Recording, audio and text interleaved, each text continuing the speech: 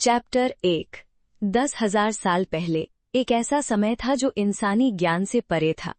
उस समय जो लोग नेचर और स्पिरिचुअलिटी के साथ तालमेल बिठाकर रहते थे, उन्हें सिद्ध कहा जाता था। उन्होंने जो सच देखे वे ऐसे राज हैं जिन्हें दुनिया आज भी खोज रही है। उन छिपे हुए योग राजों को सामने लाने का ये सफर कोई कहानी नहीं है, ये एक सच है। मुझे उस सच को आप तक लाने पर गर्व है। वी संजीत। अब योग सीक्रेट्स में लेखक डी.के. राजगोपालन की 8 पिक्चरें हैं। चैप्टर 1 अब शुरू होता है। शरीर, जो हमारी आत्माओं की दुनिया घूमने के लिए बना खोल है, उसमें ये 5 लेयर होती हैं। एक है अन्नमय कोसम यानी फिजिकल बॉडी, 2 है प्राणमय कोसम, प्राण और दूसरी गैसों से बना खोल जो अन्नमय कोसम में अंदर और बाहर दोनों तरफ से फैली होती है, 3 है मनोमय कोसम यानी मनोवृत्ति कोसम जो ऊपर की 2 परतों में व्याप्त है और 5 इंद्रियों के जरिए चीजों को देखता है और उनसे जुड़े काम करता है। 4 विज्ञानमय कोसम, विज्ञानमय नाम का घोंसला जो ऊपर के 3 कोसम में व्याप्त है और जन्म और मृत्यु में भोगने वाले संस्कारों को समाहित करता है। 5 आनंदमय कोसम जो ऊपर के 4 कोसम में व्याप्त है और जीव को ब्रह्मानंद की नकल के रूप में संचालित करता है, वही घोंसला है। ये समझाना नामुमकिन है कि ये 5 कोसम एक दूसरे में कैसे प्रवेश करते हैं और सूक्ष्म कोसम स्थूल कोसम से कैसे छिप जाते हैं। योग की प्रक्रियाओं के जरिए उन स्थूल पर्दों की गंदगी को हटाकर सूक्ष्म कोसम के जरिए सूक्ष्म कोसम को महसूस करना चाहिए। ये 2-5 कोसम विशाल और अलग अलग जीवों के शरीर के साथ साथ एक ब्रह्मांड को भी अपनी ओर खींचते हैं। जैसे आत्मा अपनी स्वप्नहीन नींद में आनंद की स्थिति में रहती है, वैसे ही सांस से होने वाली नई चीजें अपार आनंद की स्थिति में समा जाती हैं। उसी तरह हर कोश में नेचर का अंदाजा लगाया जा सकता है। 3 बुद्धि और कान मिलकर विज्ञानमय कोश बनाते हैं। इसी तरह ज्ञान के अंग और मन मिलकर मनोमय कोश बनाते हैं। प्राण और कर्मेंद्रियां मिलकर प्राणायाम कोश बनाती हैं। विज्ञानमय कोश को भगवान के रूप में, मनोमय कोश को साधन के रूप में और प्राणायाम कोश को काम की चीज के रूप में इस्तेमाल किया जा सकता है। ये तीनों कोश अगले जन्मों तक सूक्ष्म शरीर में आत्मा के साथ रहते हैं। जैसे आनंदमय कोश नींद की हालत में काम करता है, वैसे ही ये 3 कोश सपने की हालत में काम करते हैं। बाकी अन्नमय कोश जागने की हालत में काम करता है। क्योंकि योग की प्रैक्टिस के लिए इन 4 और 5 कोशों का तालमेल जरूरी है, इसलिए नीचे तैत्तिरीय योपनिषद और वेदांत के सार से जुड़े श्लोकों का अनुवाद किया गया है। तैत्तिरीय योपनिषद में आकाश उस आत्मा को दिखाई दिया जो पहले पदार्थ पर ब्रह्म में लगी हुई थी। आकाश में हवा, आग, पानी, पृथ्वी, जड़ी बूटियां और मनुष्य अन्न से पैदा होते हैं, इसलिए आत्मा अन्नप्रिय है। भोजन आत्मा द्वारा निगला जाता है। ये मनुष्य अन्न के राज्य में स्थापित है। पक्षी के रूप में सिर, 2 पैर, शरीर और पूंछ बनते हैं। पृथ्वी में दिखाई देने वाले सभी प्राणी अन्न में पैदा होते हैं, पोषण प्राप्त करते हैं और उसी में घुल जाते हैं।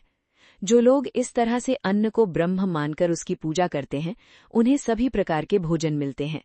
भोजन प्राणियों के लिए सबसे पहले है, इसलिए ये वही अमृत है। प्राणी भोजन निगलते हैं, वो भोजन भी प्राणियों को भोजन में बदल देता है। यानी ज्यादा खाने, बीमारी, बुढ़ापे आदि के कारण मांस, जो कि भोजन प्रिय शरीर है, अपनी सीमा से ज्यादा बढ़ जाता है और सूक्ष्म शरीरों के आराम को बिगाड़ देता है। इसी अन्नमय कोश में प्राणमय कोश स्थापित है। ये भी पुरुष का ही रूप है। इसके लिए प्राण सिरस है।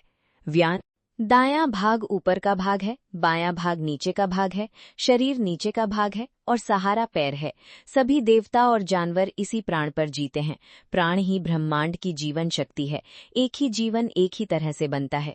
जो लोग इस तरह प्राण को ब्रह्म के रूप में पूजते हैं, उन्हें पूर्ण जीवन मिलता है। ये अन्नमय कोश का प्राण है। मनोमय कोश इससे अलग इकाई के रूप में इसे भरता है। इसका सिर यजुर्वेद है, दायां भाग ऋग्वेद है, बायां भाग सामवेद है। शरीर वेदों के उपदेश और नियम है। अथर्वण और दूसरे मंत्र पीठ और सहारा बनते हैं। ये मनोमय प्राण की जीवन शक्ति है। विज्ञान माया कोश जो इससे अलग है और इसे भरता है, विज्ञान माया कोश है। ये भी एक आदमी का रूप है। इसका सिर शरीर का दाहिना भाग है, दाहिना भाग सत्य है, बायां भाग शरीर, योग, महात्म्य, आधार, विज्ञान का स्वामी, यज्ञों को संपन्न करता है और पूर्ण करता है। देवता विज्ञान की पूजा सबसे बड़े ब्रह्म के रूप में करते हैं।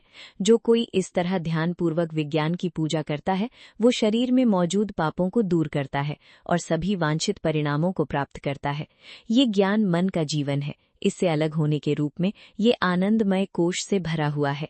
ये भी एक पुरुष का रूप है। इसका सिर प्रेम आनंद है। दाहिनी ओर सबसे बड़ा सुख है। बाईं ओर आनंद है। शरीर ब्रह्म का पहला भाग है, आधार है। श्रुति के इन श्लोकों में परमहंस के रूप में परम ब्रह्म का ध्यान करने की विधि बताई गई है। जो ब्रह्म को अस्तित्वहीन मानता है, वो वास्तव में उसे अस्तित्वहीन छोड़ देता है। बुद्धिमान व्यक्ति सत्य को जानने वाले को ही सच्चा मानते हैं। ये आनंद वैज्ञानिक जीवन का जीवन है। वेदांत के 6 सार में से एक ये है कि अज्ञान हर जीव में और भगवान में भी दिखाई देता है। भगवान से जुड़ा ये अज्ञान कारण शरीर कहलाता है, जो हर चीज का कारण है, और क्योंकि ये आनंद से भरा है, इसलिए इसे आनंदमय कोसम कहा जाता है। जीव में सुषुप्ति की तरह ये आकाश और आकाश जैसे 5 तत्वों को घोल देता है। अरे ज्ञानी उन कारणों के साथ खुद भगवान की भावना रखता है। वो जन्म और मृत्यु के अधीन एक आत्मा बन जाता है। विज्ञान बुद्धि है। मन ज्ञान के अंगों के साथ मिलकर मेंटल बॉडी बन जाता है। 5 जरूरी गैसें यानी प्राण, अवन, वियाना, समान, उदान 5 तत्वों के राजसिक पहलू से पैदा होती हैं, जैसे आकाश। कर्म के अंग यानी वाणी, हाथ, पैर, पांव और हाथ भी 5 तत्वों के राजसिक पहलू से पैदा होते हैं। ये गैसें और कर्म के अंग मिलकर प्राणमयी शरीर बनाते हैं, जो राजसिक पहलू से संपन्न होता है, यानी एक्टिव रहता है।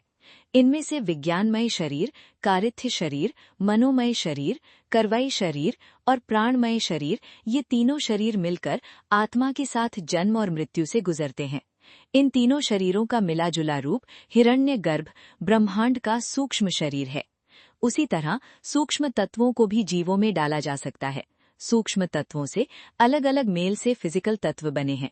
उनसे 7 ऊपरी दुनियाएं बनी हैं: धरती, आसमान, स्वर्ग, महान।